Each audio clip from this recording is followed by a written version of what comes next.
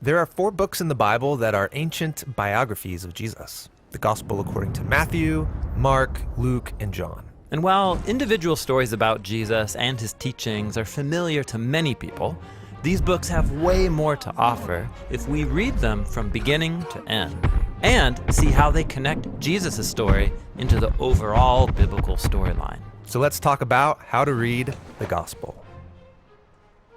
First of all, this word gospel, what does it mean? Well, it means good news. Which raises the question, good news about what? Well, in Mark's Gospel, Jesus enters the story announcing that the time is fulfilled. God's kingdom has come near, so turn around and trust this good news. So the good news is about God's kingdom arriving, but what does that mean? Well, it's Jesus' way of summarizing the whole biblical story that leads up to himself. The whole story.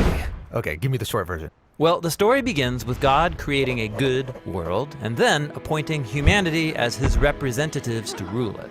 But then the humans rebel over and over, leading to a world of violence and death. That's a problem. But God's committed to making it work.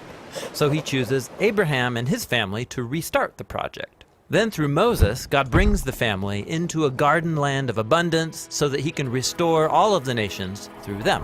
Right, Israel becomes a kingdom with amazing kings like David, but eventually Israel rebels too, and it leads them into destruction. But Israel's prophets said that God wasn't giving up. He was going to personally come and restore Israel so that his justice and peace could spread to all nations and to all creation. This hope was called the kingdom of God. And that's what Jesus said he was bringing to Israel. Yes, Jesus' good news is about God's kingdom, the new creation that was arriving to restore humanity to their role as God's partners in ruling the world. This is why the gospel has so many stories about Jesus liberating people from death and disease, along with all of his teachings about generosity to the poor or forgiveness and loving your enemies. He was inviting people to live in God's new world. Exactly.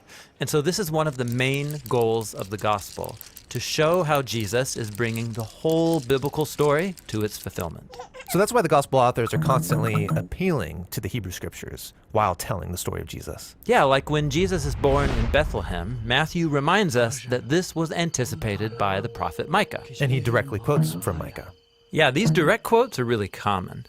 But more often, the gospel authors weave biblical phrases into the story without telling you, so you can discover it for yourself. Like when Jesus is baptized and God announces from the skies, "You are my son, my beloved. With you I am well pleased." Now, if you do some digging, you'll find that God's statement blends together phrases from 3 biblical texts to identify Jesus as the royal son of David, the seed of Abraham, and the servant who's going to suffer for the sins of his people. Whoa, that is subtle. Yes, and the gospel accounts do this on every page. Every book is constantly showing how all of the biblical stories about Abraham or Moses and David and all the prophets, all of it points forward to Jesus. Now, why are there 4 different accounts? Wouldn't one be enough? Well, the diversity is on purpose. Each of the 4 gospel authors has shaped and arranged their stories about Jesus differently, so they can emphasize different things about him. Matthew presents Jesus as a greater Moses, and so he's grouped Jesus' teachings into 5 large blocks, just like the 5 books of the Torah. Luke highlights how Jesus is God's royal servant from the book of Isaiah, who brings God's light to the nations. Mark presents Jesus as a new start for humanity, bringing the mystery of God's new creation crashing into the present.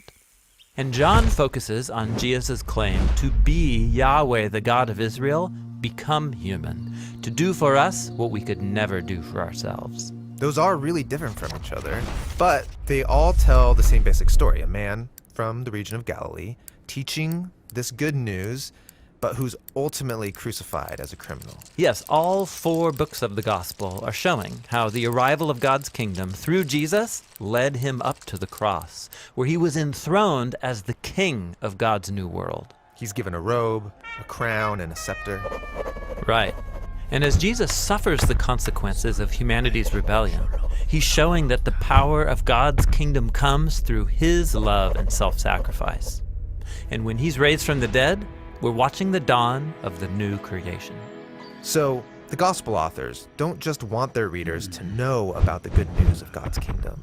They want them to become a part of it. Yes, the gospel is designed to persuade us to trust and follow Jesus so that we can participate in the new creation that he began.